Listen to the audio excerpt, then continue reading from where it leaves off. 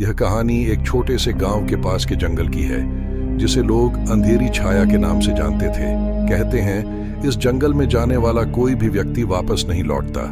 यहाँ की हरियाली और सन्नाटा एक भयानक रहस्य छुपाए हुए थे। एक ठंडी और घनी धुंध वाली रात थी। हवा में सन्नाटा और रहस्यमयी गंध थी। पास के गांव में एक लड़की अदिति अपनी गाय को ढूंढने जंगल की ओर चली गई। गाय दिन में ही जंगल में भटक गई थी और अदिति उसे ढूंढकर वापस लाना चाहती थी। गांव के बुजुर्गों ने उसे मना किया था, लेकिन उसने उनकी बात नहीं मानी। जैसे ही अदिति जंगल के अंदर गई, उसने महसूस किया कि चारों ओर का माहौल बदल रहा है। पत्तों की सरसराहट तेज हो रही थी, जैसे कोई उसके आसपास छुपा हुआ हो। अचानक उसे दूर से किसी के फुसफुसाने की आवाज सुनाई दी। उसने पलट कर देखा, लेकिन वहां कोई नहीं था। जंगल के बीच में एक पुराना कुआं था। लोग कहते थे कि उस कुएं में आत्माओं का वास है। अदिति ने कुएं के पास अपनी गाय की घंटी की आवाज सुनी। उसने कुएं के पास जाकर नीचे झांका। कुएं में सिर्फ काला अंधेरा था। अचानक कुएं से एक सफेद साया निकला और अदिति के ऊपर झपटा। वह चीखते हुए पीछे हट गई। जैसे जैसे वह जंगल के अंदर जाती गई, अजीब अजीब घटनाएं होने लगी। पेड़ अपने आप हिलने लगे और पत्तों से खून टपकने लगा। अदिति को ऐसा लगा जैसे कोई उसका पीछा कर रहा हो। उसने दौड़ना शुरू किया, लेकिन जितना वह भागती, वह आवाजें और करीब आती जाती।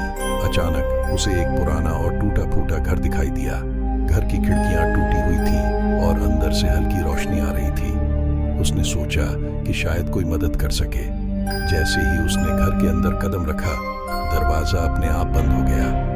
घर के अंदर हर कोने से सरसराहट की आवाजें आ रही थी। दीवारों पर अजीब अजीब चित्र बने हुए थे। उसने देखा कि एक पुरानी मेज पर एक किताब पड़ी थी। किताब का नाम था मृत आत्माओं का आह्वान। जैसे ही उसने किताब खोली, कमरे में अचानक तेज हवाएं चलने लगीं और खिड़कियां जोर जोर से बजने लगीं। अदिति ने किताब को फेंक दिया और बाहर भागने की कोशिश की, लेकिन घर का दरवाजा खुल नहीं रहा था। तभी उसने सीढ़ियों से किसी के चलने की आवाज सुनी।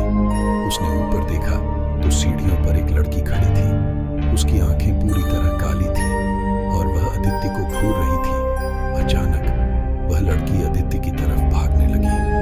अदिति ने चीखते हुए दरवाजा खोलने की कोशिश की और जैसे ही दरवाजा खुला, वह जंगल में दौड़ पड़ी। अदिति भागते भागते एक बड़े पेड़ के पास पहुंची। उसने पीछे मुड़कर देखा तो वह लड़की गायब हो चुकी थी। लेकिन तभी उसे महसूस हुआ कि पेड़ के नीचे से जमीन हिल रही है। जमीन फटने लगी और वहां से कई कंकाल निकलने लगे। अदिति की चीख जंगल में गूंज उठी। अंत में गांव के लोग अदिति को ढूंढने जंगल में गए, लेकिन उन्हें सिर्फ उसकी चप्पलें और कुएं के पास एक खून का निशान मिला। कहते हैं आज भी उस जंगल में अदिति की चीखें गूंजती हैं।